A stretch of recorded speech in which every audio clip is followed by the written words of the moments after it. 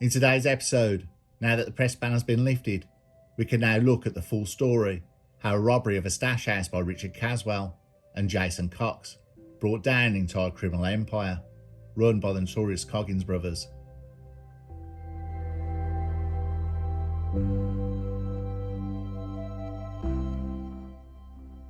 Vincent Coggins, known as the Headmaster, was a major drug smuggler and distributor. The other brother, Francis, would run massive grow farms in Spain with criminal gangs on the continent. For decades, Vincent Coggins ruled Merseyside. His favoured hitman was Thomas Cashman, who killed 8-year-old Olivia Pratt-Corbell. I now can tell you the information of what the Coggins criminal firm was doing when Richard Caswell and Jason Cox masterminded a raid that netted £1 million worth of coke from a stash house. What I couldn't bring you before has been going through the courts and concluded on Thursday, May the 9th, 2024. Now the court ban has been lifted, we can look into the organised criminal gang to the likes never seen before, and probably won't be seen again. The Huyton criminal firm, run by the Coggins brothers, who meted out brutal violence that was off the charts to anyone who crossed them. With a police informant on their books nicknamed Piggy, with major shipments going through the Liverpool docks, you'd have to be insane to go against them. But there was one man who wasn't afraid of them.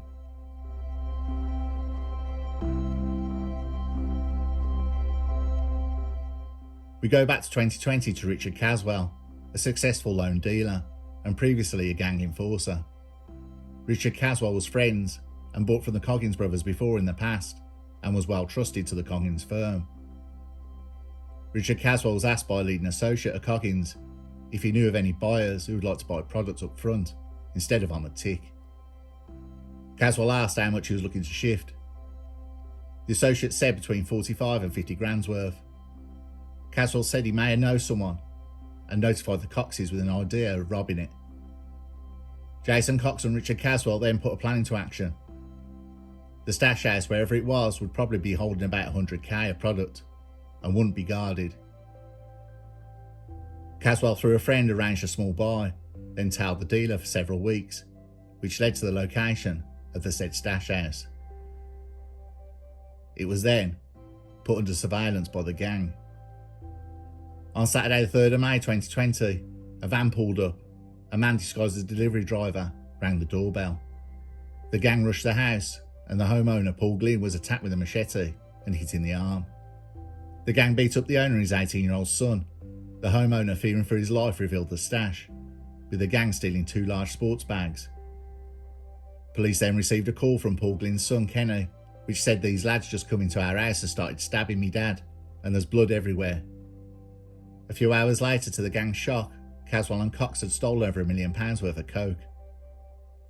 Jason Cox would use his gang and filter the large haul through his dealers and sell a bulk of it to a rival gang of Coggins.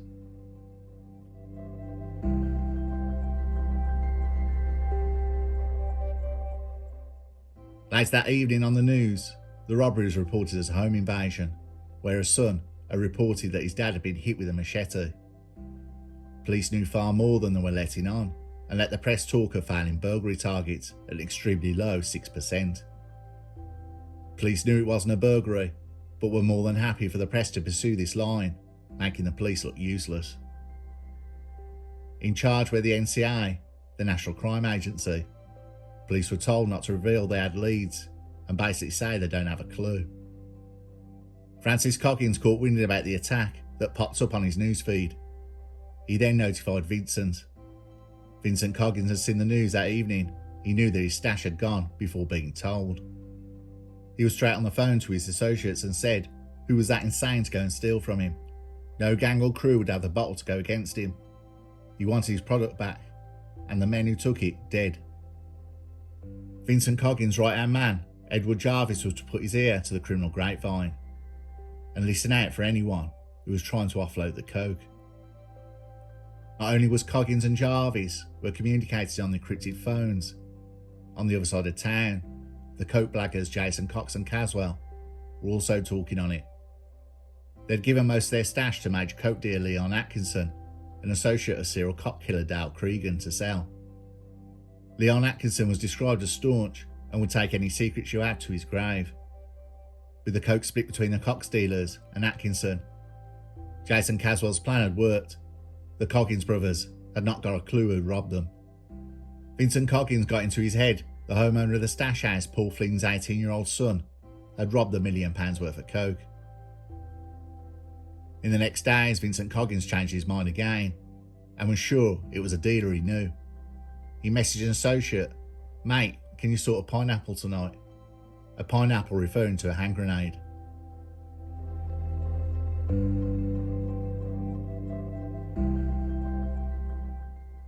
In communications to Jarvis, he then changed his mind again, and the new culprit of the theft was drug dealer Brian Maxwell Jr. He was sure this man had the attitude to take the gear. Even when Coggins was shown it was no way it could be Maxwell, he was on CCTV at home all day. Vincent Coggins was so enraged that he couldn't see reason. The associates of Coggins approached Brian Maxwell Jr.'s dad. He needs to return the drugs or the money. The NCA had been following the conversations and issued a disruption notice. This was handed to Vincent Coggins, which basically means the cops are watching you, anything criminal, and you're getting pinched. An Osborne warning, a document given by police as a threat to life. This notice was given to Brian Maxwell Jr. Brian Maxwell Jr.'s reaction was to buy an AR-15 assault rifle and a snub-nose AK-47. These he bought using EncroChat that police were watching. Brian Maxwell Jr. then went into hiding. Brian Maxwell's dad offered the money to Vincent Coggins. He told Coggins, "I know my son didn't rob you. Let me buy back his life and I'll assume the debt. My life's over without my boy." On June the 3rd, Brian Maxwell's dad signed over his house, land and cash totaling over £1.3 million to Coggins. Coggins was still angry, but he told his associate Fitzsimmons, "I'm still going to come back and kill him. But at the moment, there's no rush." Coggins had ignored the police disruption notice. He was on EncroChat talking about the shipments coming through the Liverpool docks. And a police insider who told them more files had been added to Coggins' file, but they can't access them at the moment.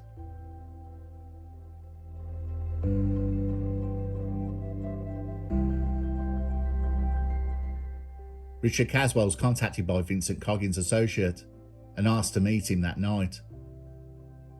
Caswell, totally fearless, turned up at the meeting. Caswell was asked, "Do you know who robbed us?"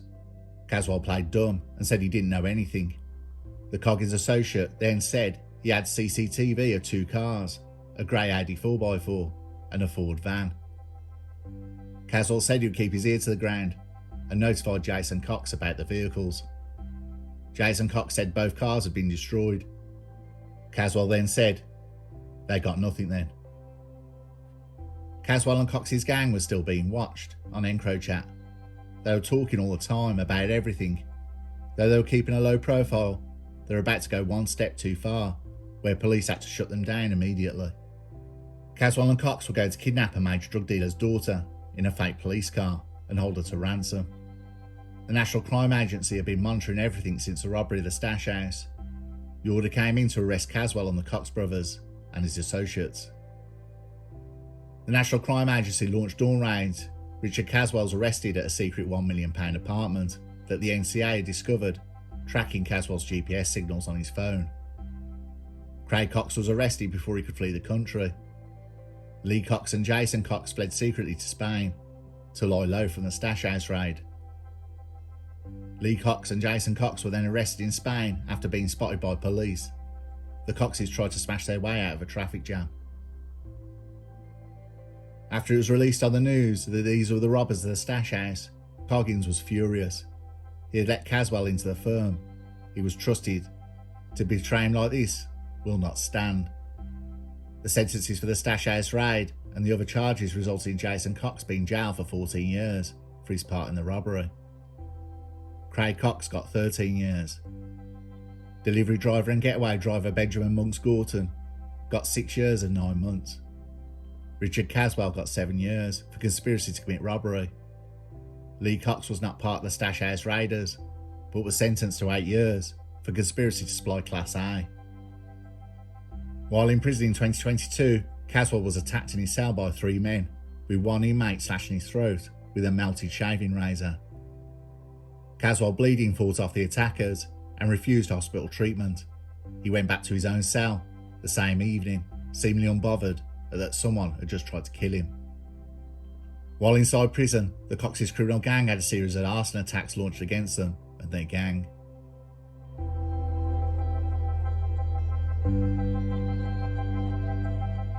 Coggins had failed to realise that the French police, breaking EncroChat, had got everyone. A month after EncroChat realised its encryptions had been cracked, they sent out messages for people to ditch their phones, as the devices were no longer secure. Police realising the crooks now know EncroChat had been broken, the National Crime Agency started bringing in major gangs, hitmen, killers, dealers and money launderers. Police then raided Coggins' criminal firm. After they were charged, Coggins, Woodford, Earl and Jarvis attempted to have the EncroChat evidence thrown out in a bid which would have impacted hundreds of other cases. In a legal argument seen as a test case for other EncroChat trials, their lawyers claimed the evidence was inadmissible, but their attempt was eventually dismissed by the court. The arrested members all pleaded guilty, except for Edward Jarvis, a nasty piece of work. He was found guilty, but had yet to be sentenced. Vincent Coggins, known as the headmaster, was jailed for 28 years after pleading guilty to conspiracy to supply Class A drugs and conspiracy to commit blackmail.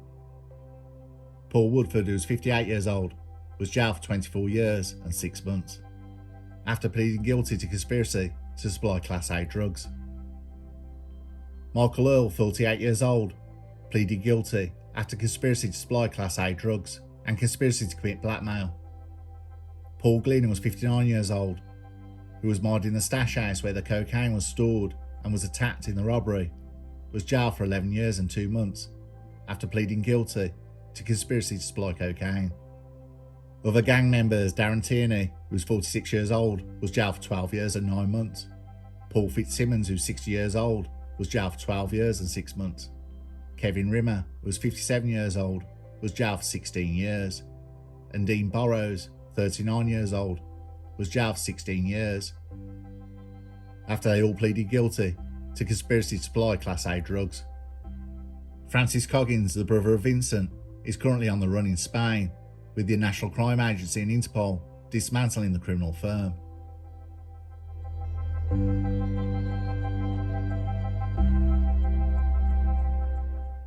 The reliance of criminal firms that used EncroChat is truly astonishing. Even with the message from the EncroChat saying their encryption has been compromised, villains still kept using them. The National Crime Agency had every conversation Coggins had since the French broke the code, trying to bust another cartel. The conversations on EncroChat ranged from cooking a crispy duck, a discussion about tops, their word for coke, and bots, their word for smack, and a proposed grenade attack on someone they thought had robbed them. But what had blown the case wide open were 4 robbers, chancers who didn't need the money, but seen an opportunity. The Coggins, who they were stealing from, they knew. They knew if they got caught, their deaths would be like something from a horror film, and their bodies would never be found. But the gang of 4, Caswell and Cox, carried on with the robbery.